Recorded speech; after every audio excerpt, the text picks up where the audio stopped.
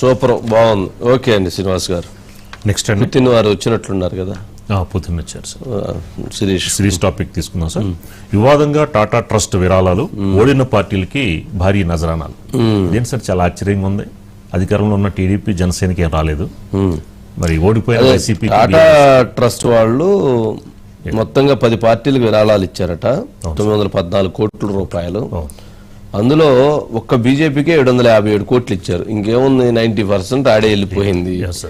ఇక కాంగ్రెస్ కు అందులో 10వ ఉంది, అంటే 77 కోట్లు ఇచ్చారంటారు. మరి ఇవ్వకపోతే బాగుండదన్న ఉద్దేశంతో. ఇక తెలుగు రాష్ట్రాల్లో మాత్రం ప్రాంతీయ పార్టీలు బీఆర్ఎస్ కు 10 కోట్లు, వైసీపీకి 10 కోట్లు. ఏపీలో అధికారంలో ఉన్న కూటమి మాత్రం నో ఫండ్, టీడీపీ జనసేనకు విరాళాలు ఇవ్వలేదు. అంటే జనరల్ గా వీళ్ళు అడిగి ఉండరు, వాళ్ళు ఒత్తిడి చేసి ఉంటారు. అంటే వాళ్ళకి ఎకరం 99 పైసలకి అది ఇచ్చారు కదండి. టీసీఎస్ అంటే అది ఎంప్లాయ్మెంట్ బేస్ చేసుకొని ఇవ్వటం జరిగింది. ఇక్కడ టాటా సంస్థను ఎప్పుడు కూడా తప్పు పట్టాల్సిన అవసరం ఉండదు. వాళ్ళు వీలున్నంత వరకు వాళ్ళు సర్వీస్ ఓరియంటెడ్గా ఉండేది సమాజం బాధ్యత. కాకపోతే ఇక్కడ ఏంటంటే జగన్మోహన్ రెడ్డి గారికి ఇవ్వకపోతే ఆ కంపెనీని పీక్ అవతల పడేస్తారు. అందుకని సరే, వాళ్ళకు భయం ఉండిద్ది కదా, మాకు ఇప్పుడు వాళ్ళకి లెక్కేదో ఒకటి ఉండిద్ది కదా. ఇట్లా రకరకాలు ఉంటుంటాయి.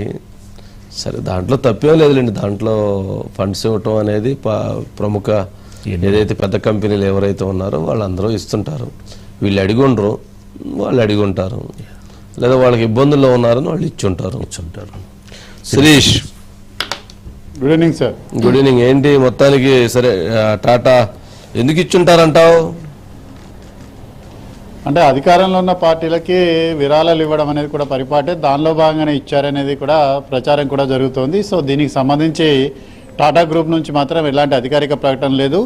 సాధారణంగా దేశవ్యాప్తంగా కూడా విరాళాలంటి కూడా అధికారంలో ఉన్న పార్టీకే ఎక్కువగా వెళ్తుంటాయి. ఎందుకంటే అప్పటి ఎన్నికల పరిస్థితి దృష్ట్యా కానీ, లేకపోతే ఆ ప్రభుత్వంలో ఆ సంస్థకు వచ్చిన ప్రయోజనాల దృష్ట్యా, అవసరాల దృష్ట్యా వీటన్నిటిని కూడా కేటాయించడం అనేది కూడా జరుగుతోంది.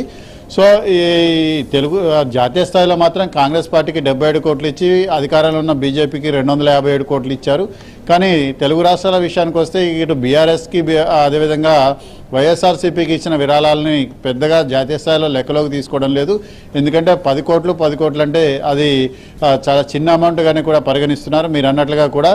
సో మొత్తం మీద కూడా రెండు పార్టీలు కూడా అప్పుడు ఇప్పుడు వ్యవహరిస్తున్న తీరు అనేది కూడా ఇప్పుడు అధికారంలో ఉన్న పార్టీలు వ్యవహరిస్తున్న తీరుకు భిన్నంగా కూడా ఉంటుంది. కాబట్టి భయపడో లేకపోతే మళ్ళీ వీళ్ళు అధికారంలోకి వస్తే దాని ఇబ్బంది అవుతుందన్న ఉద్దేశంతో ఇచ్చుంటారన్న చర్చ